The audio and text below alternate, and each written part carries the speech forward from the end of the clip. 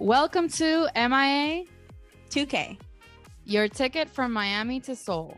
We're Kathy and Laura, and we're so happy you could join us today. You probably know us from, just kidding, you don't know us yet. We're just two Miami girls with obsessive fandom tendencies who fell into the inescapable void of Korean entertainment.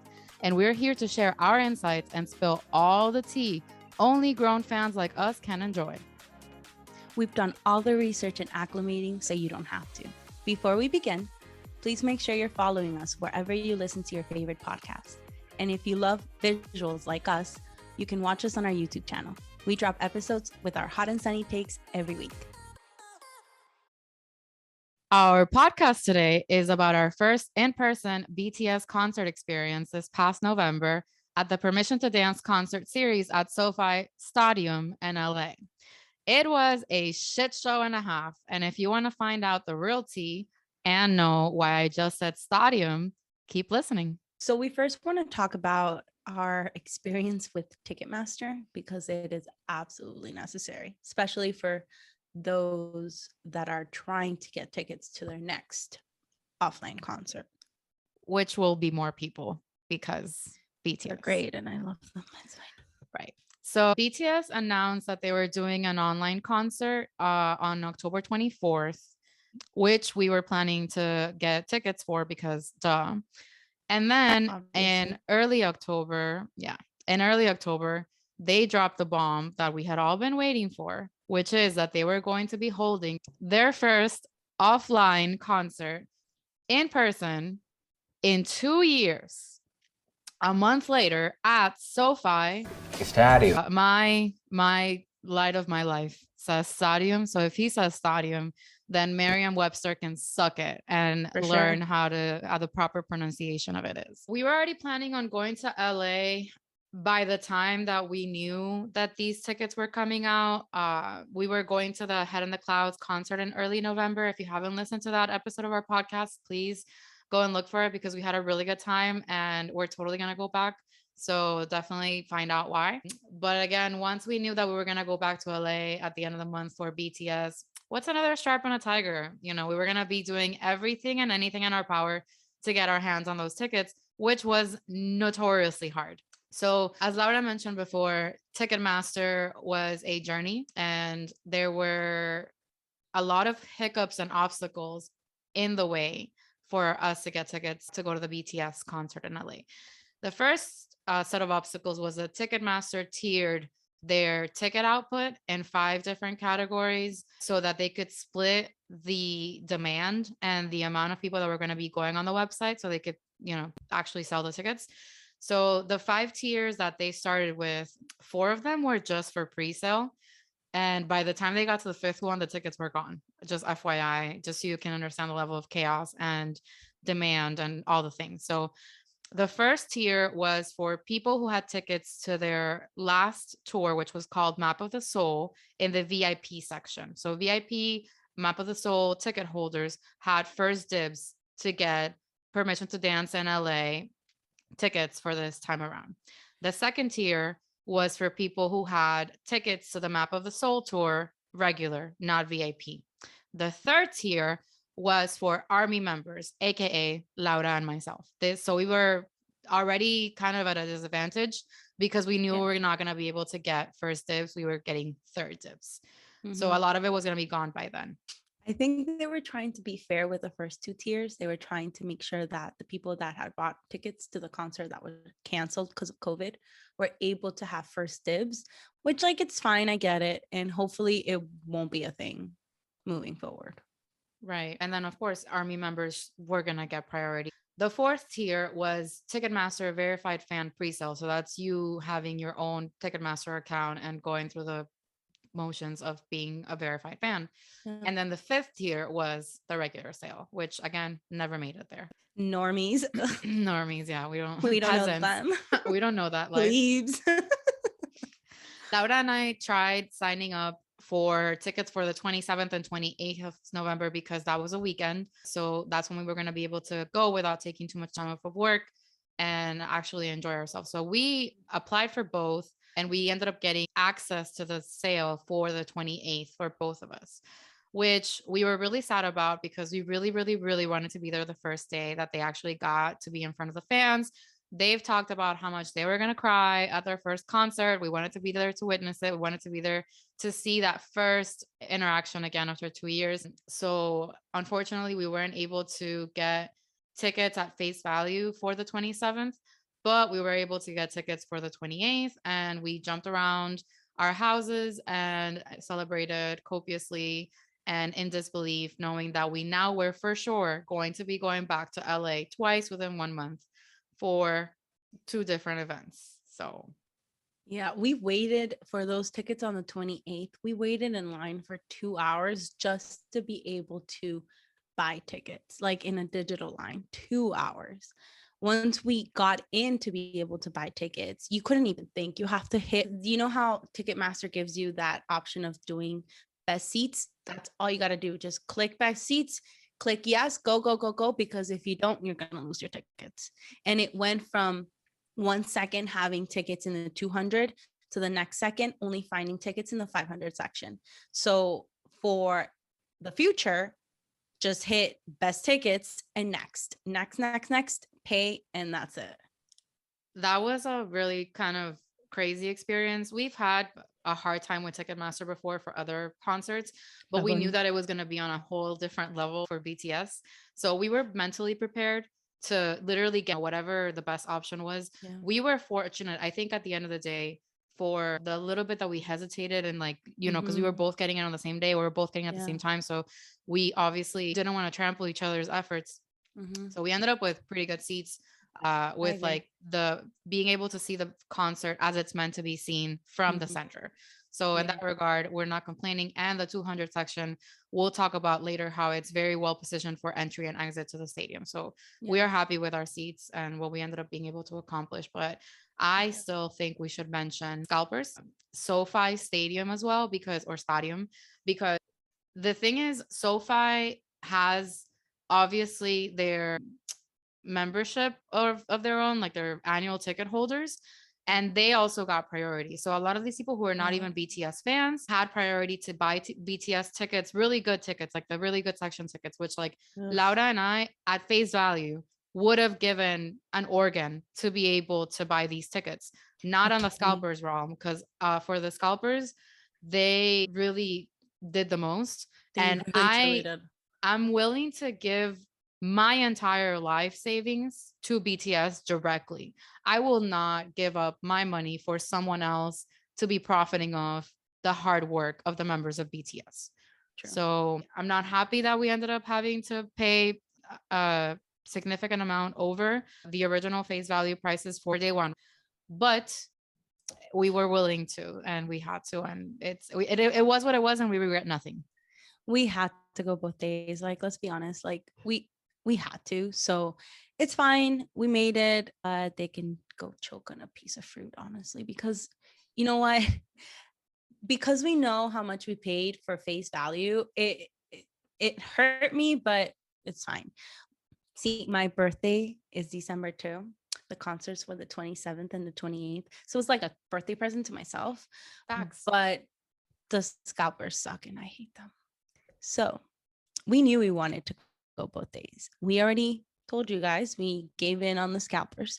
We just didn't know when we wanted to buy the tickets to the 27th, whether we wanted to wait until the like 26th, very last minute in order to get them to get a better price, or if we just bit the bullet and bought them before we even got to LA. So we were watching the AMAs, and as we're watching them, I'm getting super nervous because everyone's excited for BTS, even non-ARMY. Like everyone's excited. They're beautiful. They're gorgeous. We love them. Obviously, I thought, okay, people are going to love them. They have the AMAs, James Gordon. We need to buy tickets now. In the end, Kathy probably wanted to kill me, and it's okay. Kathy, please share. I did a little bit. So we were planning, like Laura said, to wait as much as possible because people that were relisting the tickets from the very beginning were really trying to be slick and make like $3,000 off of like nosebleed seats. Yeah. So we were not going to be that stupid. And we figured that waiting up until as close to the concert as possible was going to probably be our best bet, because we were like, who's going to pay $35,000 for seats? Like, Not us. not us, but people did for like the very VIP ones, those prices. So we were just like, you never know when that magic moment is. And that's the thing. It's a tricky game. So I'm an avid awards show watcher. Like, I love to live tweet these events, and Laura doesn't. And we didn't know, I guess, this about each other because she hasn't really seen me through my awards ceremony life because of everything that's been going on in the past couple of years. So Laura kept texting me being like, but the tickets, but the things. And then like BTS kept winning awards throughout the show. They were being shown on camera. So I think every time that BTS was on camera, Laura panicked and texted me. Anxiety went like... Right. And here I am just like actually enjoying the awards. And I was like, Laura, I don't have the, Ouija board to ask like, when is the best moment? I really don't know.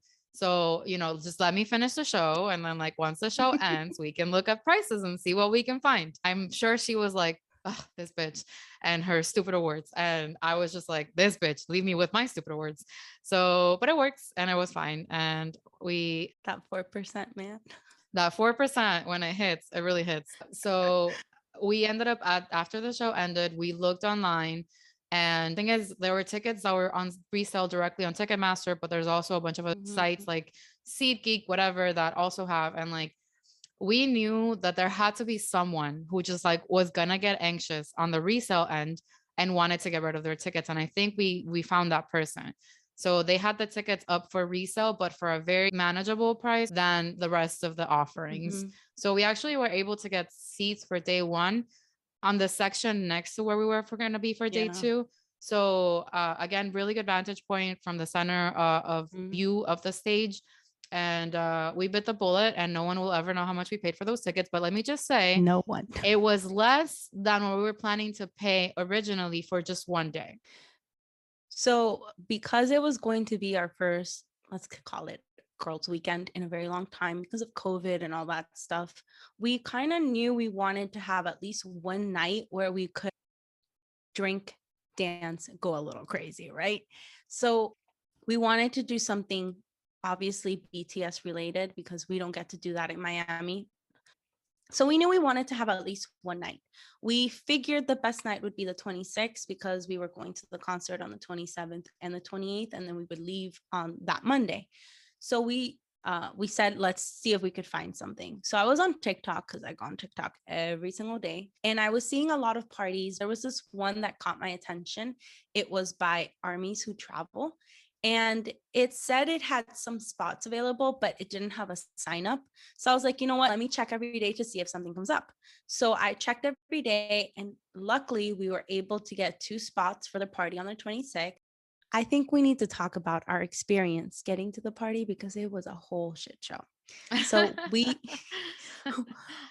we were staying in Venice because of its close proximity to the stadium. So we were like, we're going to drink a lot. Let's take an Uber. We went to Parks Barbecue.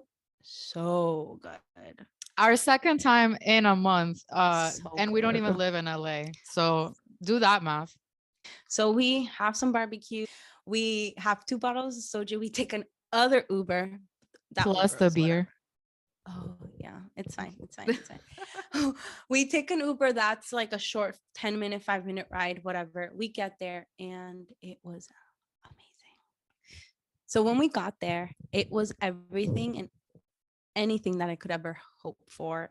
The Maddie, who was the person that put it all together, told us that there was about 80 people in attendance. 79 were women. 1 was a man. And he was the brother of one of the girls, and he was just there for emotional support. But he was very much Army too. Like, he was in it. For sure. But I imagine how that conversation went. Like, I'm sure the mom was like, oh yeah, your sister's going here. You got to go with her. She can't go by herself. And he's like, okay, sure, whatever. But he had the time of his life, 100%. It was great. Also, I would like to note that aside from the 2 bottles of soju at the barbecue place, we had 3 more, and it was amazing. Yeah, I would like to apologize to my liver for what I decided to do that night, but I also don't. because sponsored by Jeju Soju, and that Green Grape Soju was my debut as an MC rapper on the stage of that party. Listen, we're both fun people and we don't need alcohol, but alcohol definitely speed things along. So we made very fast friends throughout the event. Lovely fellow armies. We had a great time. Maddie put on a stellar event at this gallery, and we really had an opportunity to kind of dip our toes into army world that we don't usually have a chance to do here in Miami. So it was a great time, not just because of the soju, but because of everything else. And I really wanted to shout out Laura because I did not pay attention to any of these things. She's the planner. I'm more of like, I will see what happens as we go.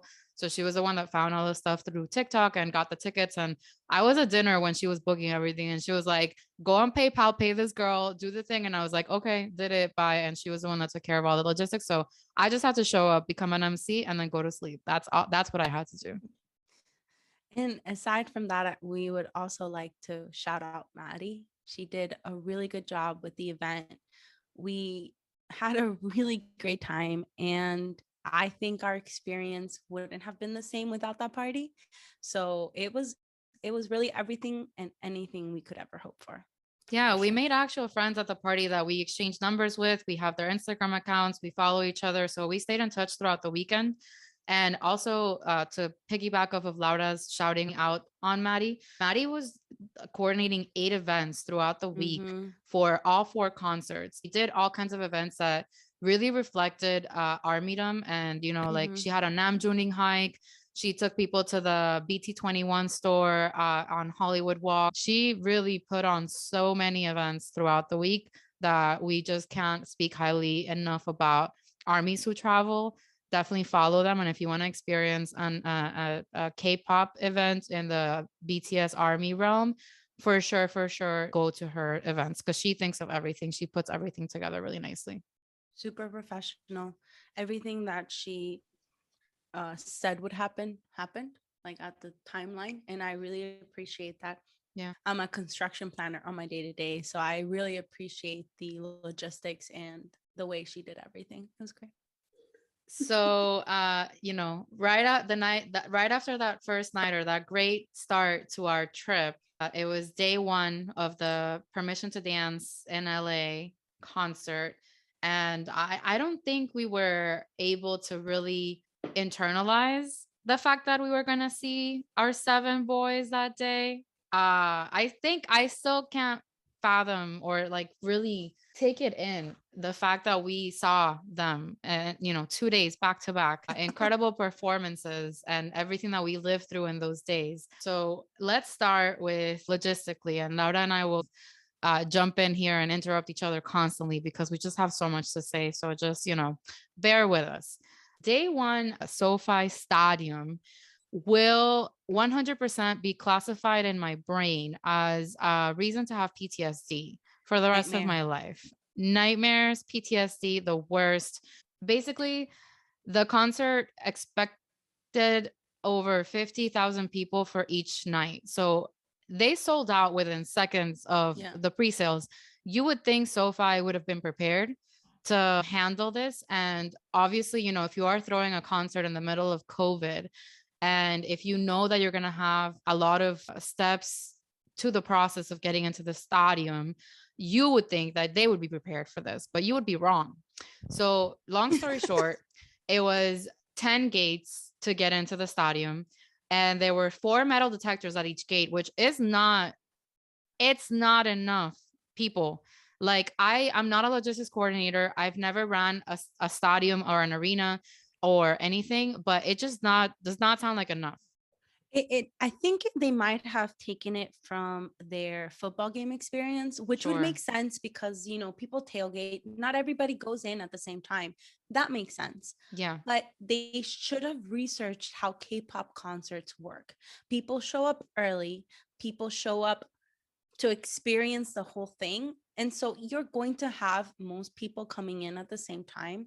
And if you do the math, it does not work out at all. It doesn't. People were there from the early hours of the morning to buy merch. The merch lines had Disney style lines with like turns and turns and turns and turns. People were there. There were food trucks. And then once it was time, like by the time Laura and I got there, it was about 4:30 p.m. day one. Lines were already being made to get into the stadium. I think some people were already inside for the sound check, maybe, probably. But yeah, lines were already being made. So we joined a line. First of all, no one that we asked in the venue that worked there knew which gate was assigned to us per our seating. It wasn't in our tickets. We looked at it, they looked at it, and they were so confused. So we ended up just joining a random line that ended up being close enough, so it was fine. But it was just a lot. So we joined a line right before 5. It was around 4:45 p.m. And we were behind this group of people that was like a couple moms with like their daughters. And this one mom was like entirely way too much. It's like, we get it. We all love the boys, but like you need to pipe down. So I will let Laura explain what it was like to be in this line. And just FYI, we were in line again before 5 p.m. We didn't cross the threshold to get into the stadium until 7:10 p.m. That's 2 hours, over 2 hours for a maybe 50-meter distance, I guess, from where we were. So take it away, Laura. So I have really bad motion sickness. So they didn't really think of how to make people form a line. So at the very beginning when we joined, it was a line. But eventually people started joining from the sides and it just became this funnel mass. Yeah, this mass of people trying to get in. So there were people trying to buy merch, which was in a different space, and they had seats close to other entrances. So they had to go from the merch line over to where they were seated. So because we were a big ball of people were trying to get in however they could. As Kathy mentioned, we had this family in front of us, and for some goddamn reason, I don't know why, people looked at them and said, I think they'll let us through.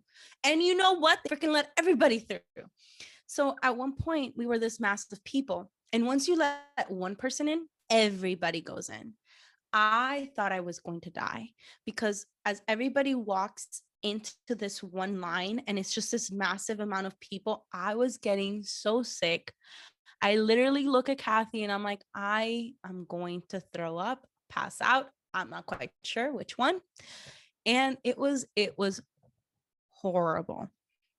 The one thing that I want to say, quote unquote, save us was my experience with Miami bars, where you don't really give a fuck about the line. You just get in. So as soon as I saw us becoming this funnel of people and people not actually being respectful and going through the line, I took Kathy and I was like, if we stay behind this family, we're never going to get in. So we went through the side and tried to get in as close as we could. And I think that's how we managed to get in by 7:10, because the family that was in front of us were nowhere near the front when we made it through. Yeah, you see the end of the tunnel so close yet so far. We could see the metal detectors going, green to red. So we knew people were going through. But here's the thing. It was a 4-step process to get each person through. There was a bag check, which we had to have clear bags to begin with. So bag checks should have been faster, but they weren't. Then there was a metal detector. So you had to put your things to the side and get through the metal detector. Then there was a vaccine check. So they had to look at the vaccine, look at the dates, and look at your ID. Like, do you know how much time that takes for someone who's like not an expert? They really dropped the ball, SoFi here, with not having an app or something like the Clear app that other concerts and airports and people use, because that would have sped up the process a lot more. And then at the end, there was a ticket check of like them scanning your barcode. So all the people that we dealt with in that line who were working at SoFi were inept. And I don't say that lightly. I don't like to, judge people by a bad day or people that were working in the situation. Like there was a lot of people at the stadium and I totally understand that. But like the girl that was scanning our tickets, she literally wasn't even looking at my phone. She scanned it twice. So of course it said it's already been scanned. And this bitch was about to not let us in. I was ready to deck someone in the face. At this point, we've been holding in our pee. I couldn't feel my legs. My legs had gone numb. My thighs couldn't feel my thighs from like just needing to pee so badly. I'm not motion sick. Like I don't have that issue like Laura, but I have vertigo. So, we were at some points like, there were steps to go up and down the street to get to the line. and you kind of got lifted from like when people would pass through, and it was just ridiculous. Like I would say the one good thing that happened during that entire time that we were waiting was some girl lost her ID right about the time that we're ready to get in, and someone found it and we actually passed it along. And I will say this, when we started getting into the BTS content and Twitter and everything, it's really tempting to reject saying that you're ARMY or being part of ARMY because of the toxicity and the fandom. Every fandom has toxicity and toxic people, which I think is the minority. They're just really loud on social media, so it feels like it's the majority. So at first I didn't want to be like, I'm ARMY or whatever, but this concert proved to me that ARMY as a whole in its majority, it's overwhelmingly amazing people. Like we got to the StAHdium and the garbage cans were at capacity because of how long people had been there through the day, and people organized the trash neatly around the garbage cans. It was gorgeous to witness. There were people doing flash like mobs, and I think that's a lot in general happening with K-pop culture. Is not necessarily limited to BTS, but really that line we were in, and that just groping and dry humping of like all of us together involuntarily could have ended and would have ended so much worse had we been at any other concert. But because it was ARMY, I genuinely believe it was the best situation for all of us because of the crowd and the quality of people that were there. And that's that ambulance that was trying to get through in the crowd. There was this very much was like triggering because there was an ambulance trying to get by, and like there was no space for the crowd to move. Like nobody was going anywhere. We physically could not expand. There was too many people, 50,000 people to be exact, trying to get into the StAHdium at the same time. And an ambulance was going through, and it reminded me of Astro World. And I was like, oh my God, this person's going to die. And I don't know how the ambulance made it through, but as I mentioned earlier, we managed to get in by 7:10. And here's the deal. This is not a Miami concert. BTS is an Asian artist, and Asian artists start their concerts on time, on the dot. Like BTS has this whole thing, and we've experienced it online. So like we kind of know the drill at this point, that they have videos playing up until the time, and they're perfectly coordinated and timed so that at 7:30 on the dot, if that's the time, it's begin time. So it was 7:10. We got into the StAHdium. We both ran to the bathroom because we couldn't even see from the pain. We got some drinks and headed to our seats, and we sat down, and it was 7:20, 7:25. And there was maybe, and we're being generous, 20 to 30% of the audience in their seats. And we knew that that concert wasn't going to start on time, which is not a big deal. We live in Miami. No, we've never been to a concert that starts on time here. I would like to say I waited for Maluma. I'm not saying Maluma's bad. I love Maluma, but we waited for fucking Maluma for 2.5 hours to show the fuck up. We're used to that. That's not the problem, but for them, we knew it was going to be like, they are so eager to get on stage, and that's not what they're used to. Their concerts are on time. So anyway, we knew that they knew what was going on outside, and we knew that they were going to step in and fix it.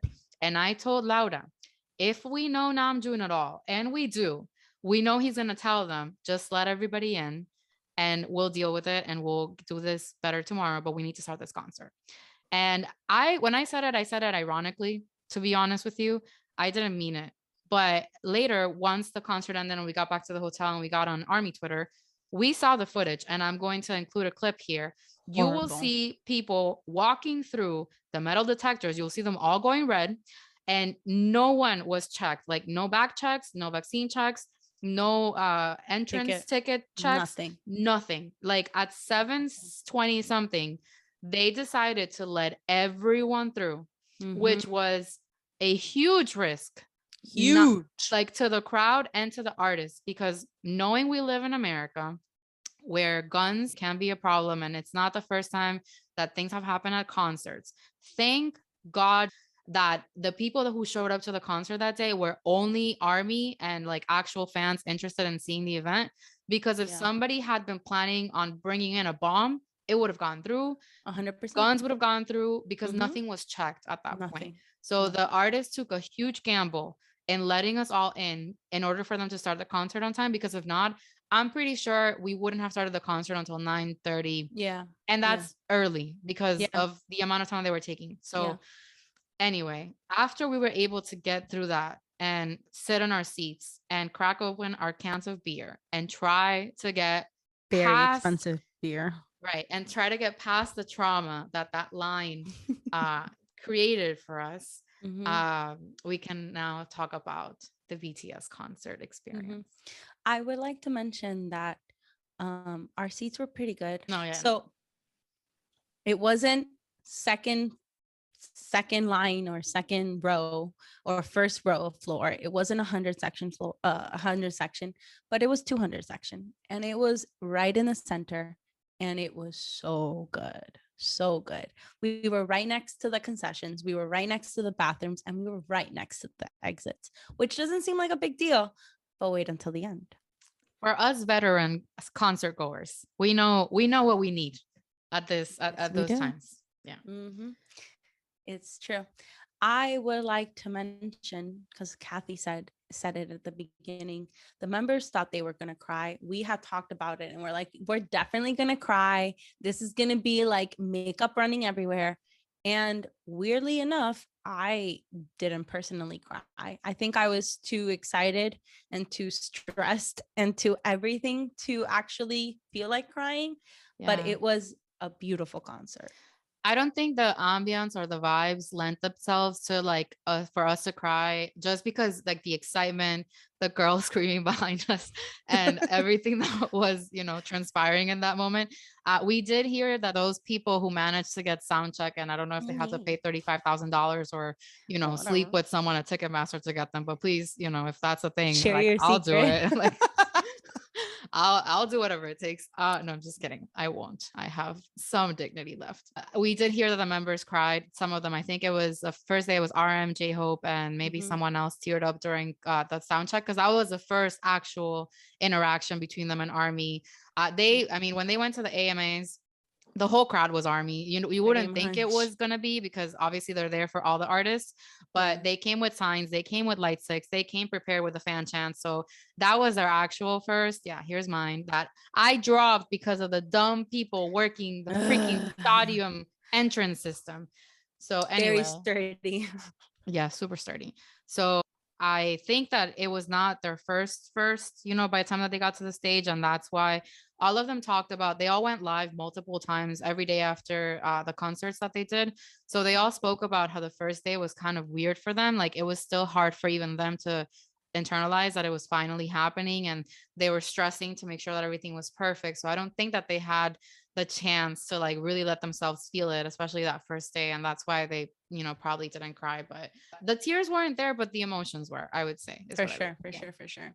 I would like to say that based on our parking lot choice and our seating choice at that point, we were actually able to leave the concert, get to a hotel before the lives happened. So we were comfortably in our hotels when the lives happened. When they decided to start going live each day. And the first day it was V went live with Cookie and Jimin joining him later. And the second day was Suga, which I was living my best life. I love that he went live that day. I love that, like, I was in LA while he was in LA, you know, breathing similar oxygen pools. I really enjoyed that. And I would say, you know, obviously when we knew the concerts were happening, we were speculating about them bringing in other artists for cameos during the concert, because they should, and if they wanted to.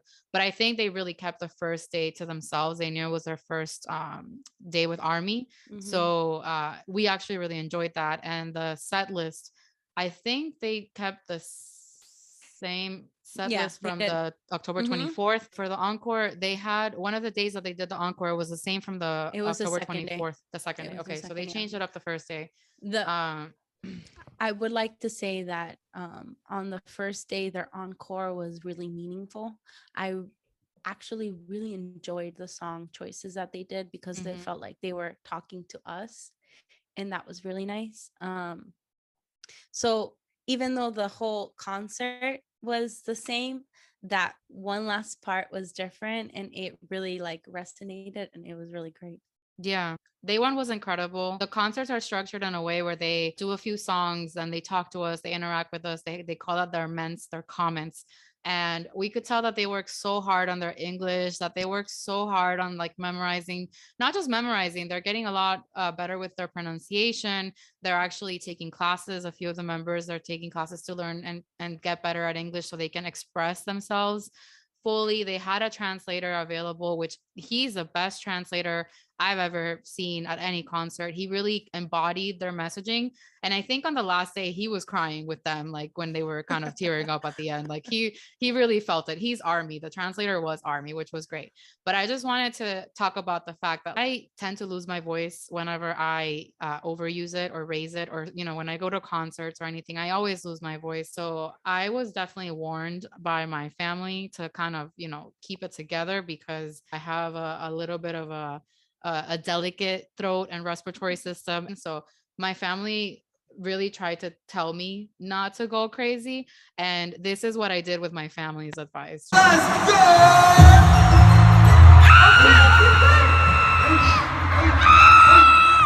Yeah, I'm not proud, but I don't regret anything. I regret absolutely nothing. Suga knew I was there from my screams.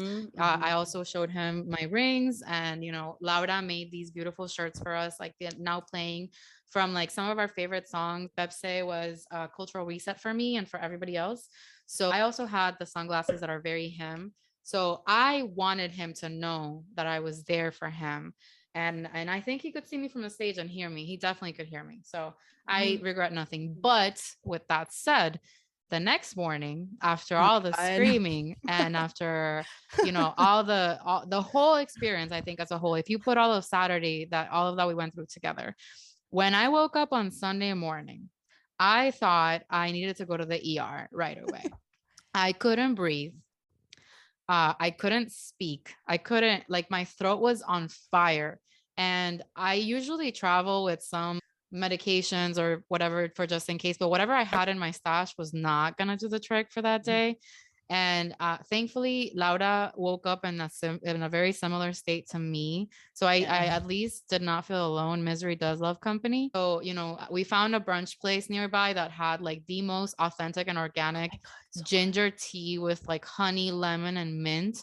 And that brought us back to life and allowed us to go to like day 2 with some semblance of a throat left. But for day 2, I did manage to keep this promise to myself not to go crazy screaming.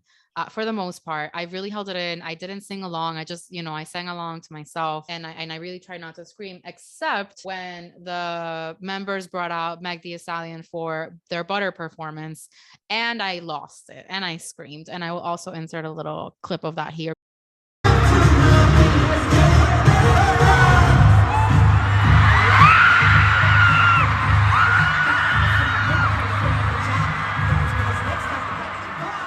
As you guys can tell, I love to record everything that I go to and have that experience in the backup. So anyway, I have a really stable video of Butter up until the moment where Meg is on stage and I realized it. And then I started screaming, completely forgetting my throat and my laryngitis that I had caused myself the day before. And, anyway, that's that. Yeah. So I would actually like to shout out the brunch place. It was so good. Yes. So we've been in LA for like 2 days and the coffee was, but I am a coffee person. I'm Colombian. It's a thing. And this place had such good coffee. Oh my God. It was amazing. Their tea was great.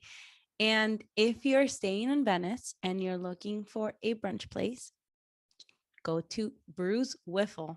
That's the name. And they will hook you up even if you don't ask them to, because we didn't. The chicken and waffles were very good too. And again, this tea, we know LA is all about the organic, vegan, authentic, everything.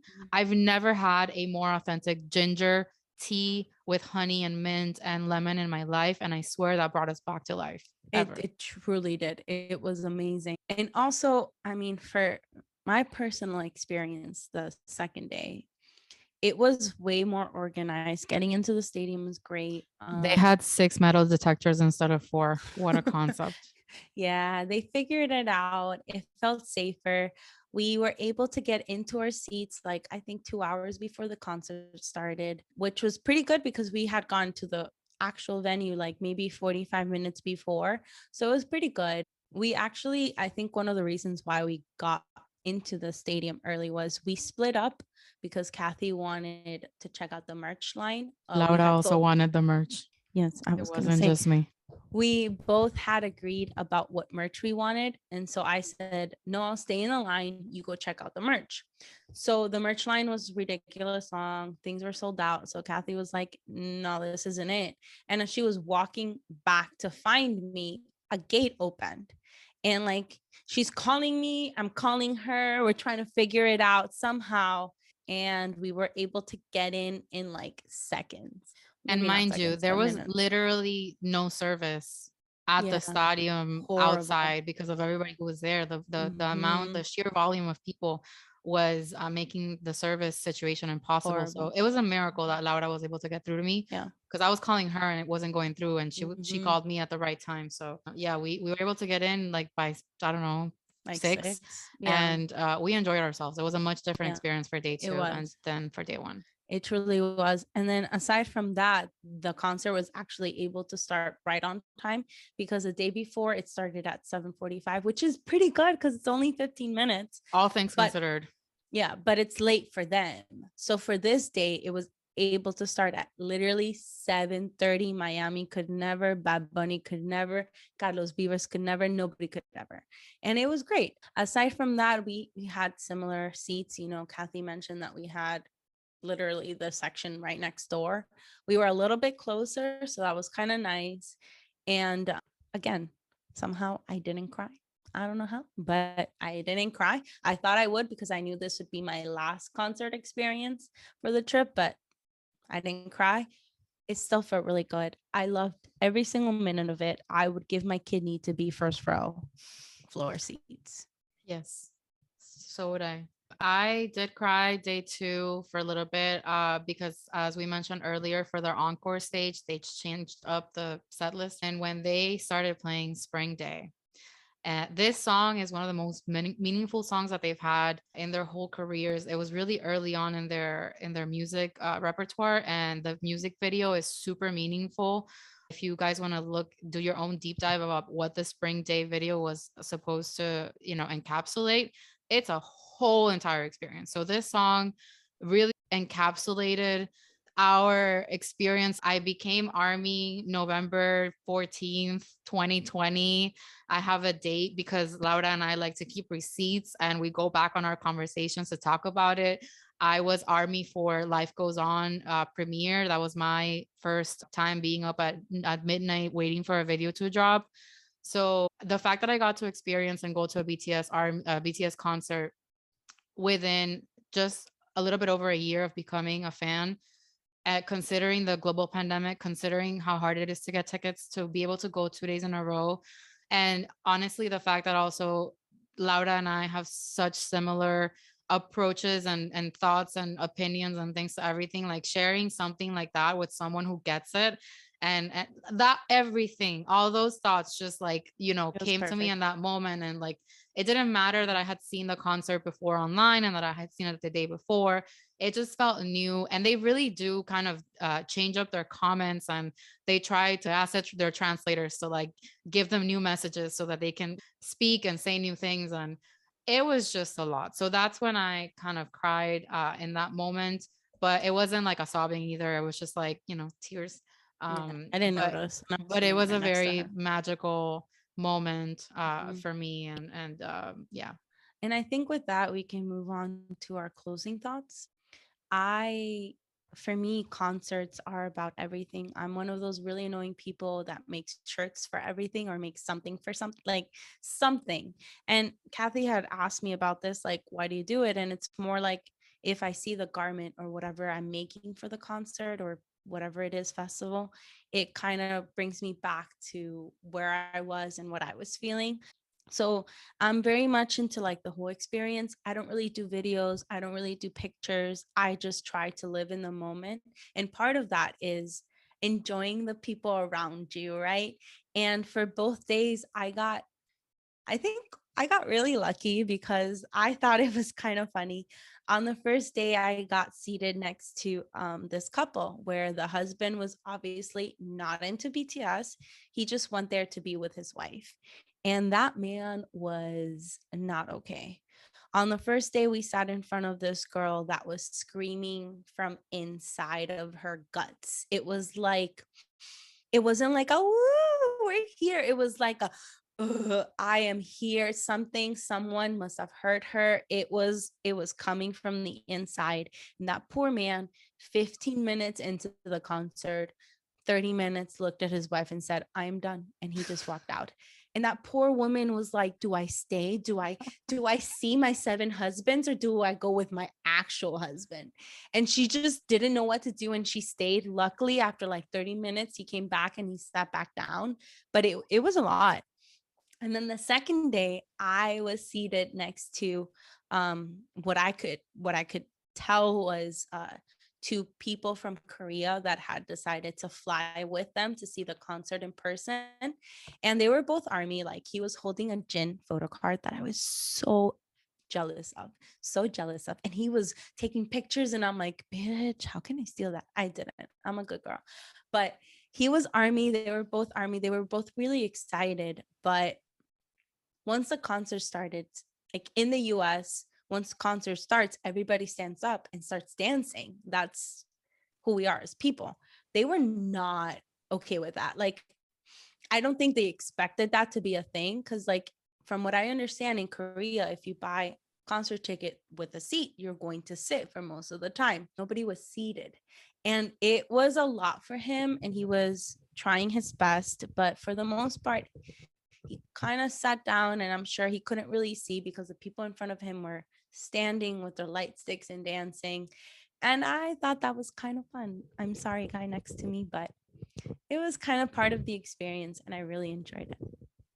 Yeah, the day 1 I had aisle seats, and day 2 I had 2 very quiet armies who were just enjoying the experience. And it was the first time that they were seeing the concert, and not only like the concert that day, but like they hadn't seen the online one, so they were kind of mind blown by the VCRs, those videos that they make for like transitions while they change and stuff. And they were asking me, because like they could see that I was clearly like experienced and whatever. They were asking me like, oh my god, what's happening? And I was like, I got you, boo. I will take you through this process of armydom. So I really enjoyed and didn't have any issues or anything.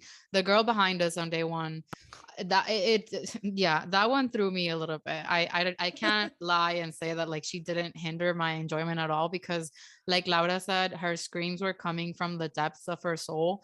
And it was like desperation. Like, it's like you could tell that BTS saved her. And I'll say BTS saved me too. But like, again, my screams are thirst and woohoo. Like, it's not going to be like, not whatever was going on with her. So other thoughts that I have, I was kind of shooky cookie about the fact that the entire stadium lost their shit collectively every time Suga came on screen. You scream for the one that you like the most, and we are always going to say we are OT7. We scream for all of them. I got laryngitis from day 1 because I screamed for all of them. But with BTS, the maknae line, like Jungkook, Jimin, and V, are the ones that get most screams, most purchases for things, most everything. And then, the other 4 members, the Hyungline, the older ones, I guess they don't have as many fans because, the BTS fans are younger, ARMY's younger, so they like the younger guys. So, Suga had the entire fucking stadium whipped. And on one hand, I felt validated and vindicated for having such great fucking taste. But on the other hand, I was jealous as fuck. Who are these girls? What are they thinking? And he's mine. Step back, bitch. Not toxic at all. And yeah, I promise I'm not 13. But yeah, it was a lot, and it was everything. And I can say, thanks to Laura for getting us a light sticks early on in the year. We really didn't think we were going to be able to use them as early as we did, but Army Bomb life. And I can tell you, Laura and I both ended up going to a concert in Miami a week after BTS with our families for Carlos Vives, who is this Colombian singer, if you don't know him. And I don't know if like BTS ruined concerts for me, but BTS ruined concerts for me. Like, they really put so much thought into this. They said it a million times when they were working on the cue sheet for the concert. They really wanted to have only the songs that had all 7 of them. And they were all going to participate because they wanted us to enjoy all of them as a group. They didn't want us to focus on their solo songs. They got no rest. They were tired. They went through it. They're physically, their stamina, they haven't really had to do this in a long time, but they did it for us and we appreciated it. And it was incredible. And, you know, no notes, obviously I have zero feedback for them. Everything they did was absolute perfection. And I just can't wait to see them again. And that's my rant. One last thing I would like to mention is usually artists do an hour and a half of concerts, but they did 2.5 hours, almost 3. And it was truly life-changing. I was a little bit depressed after the concert, and it's okay. I had to go to my real life. I'm an adult. I have to work for my money, unfortunately, like a lot of us have to do. But it was really amazing. The fact I felt so blessed because I bought the light sticks just kind of like as a thing that, like, if you're army, you kind of have to have them. I didn't expect to use it as soon as we did, but I felt so blessed to see the light sticks in action, to see them in person, to experience, you know, the army event the night before, to meet people that were into what we're into, which is not very common in Florida. Maybe not Florida, but Miami. So it was really nice. And I would do it again in a heartbeat. And I give them all my money. They're millionaires. They don't need it, but I'm still willing to give it to them. And it's okay. 100%. 100%. I will tell you, I watched the online concert the day that they played it. I watched the encore or on demand version. So twice. I watched in person day 1. I watched in person day 2. Then we flew back that following Monday and I watched all the videos, which again, I basically videotaped the entire concert both days. I watched both days worth of videos on my phone on a 5-hour flight. And I basically took up the whole flight watching the video. So I watched all the concerts again. And then I got home and then I watched day 3 illegal streams. Thank you everybody who illegally streamed on Twitter and Instagram and everywhere else. And then I watched day 4, which was legally streamed from Big Hit themselves and Hyba. So I watched this concert 8 times and I still could watch it again. I didn't have enough. And that's just the BTS experience. And I am so grateful that we got to experience it. And, you know, we have these fun souvenirs and Laura designed these like head scarves for us and the shirts. And we had these outfits and I made a jacket also for Suga so that he could see me from the stage. And it was just an incredible, fun, and an unforgettable experience truly for both of us. And I can't wait to keep making more memories with BTS. Also, one last thing. Jen is great. Okay, bye. Also, one last thing. Suga, no. me. No. You said it enough. But you know what? All the lives where V goes, Yoongi, marry me. It needs to be said multiple times because this man keeps evading me. Worldwide handsome, and I didn't mention him enough, and that's fine. That's your problem. You know what? You problem. No. You know what? In the encore, he put his most than anybody. He had a fucking RJ on his head. And it hurt. I appreciate that. Jen? Yeah, he really gave us everything and more in the encores and all the last concerts. And he keeps trying to top himself. And even when it seems impossible, he does it. So shout out to Jin for being everything. My favorite is when he goes, cute. It's soul destroying, honestly. What their power is too much, is entirely too much. So shout outs to all of them. All 7 members were incredible. They all gave it their all. We love all of them. We just have, you know, a little bit of a bias here and there, but we stand them, all 7 of them, equally. So in conclusion, if you have the opportunity, buy BTS tickets. Or maybe don't, not. Because we need to go and we want to get good tickets. So don't. It sucks. You'll hate it. Yeah. It's not worth it. It's not all it's cracked up to be. Just don't go. Okay, you know, we'll keep going and we'll tell you how it is. Don't worry about it. Bye. Thank you so much for listening to this episode of the MIA2K podcast. We have lots of great content coming up ahead, so please don't forget to follow and subscribe to our show on Apple Podcasts and Spotify. And if you enjoyed our episodes, please rate us 5 stars. And for the real-time tea, follow us on Instagram, Twitter, TikTok, and Facebook by searching for @MIA2K Podcast. Dale, bye.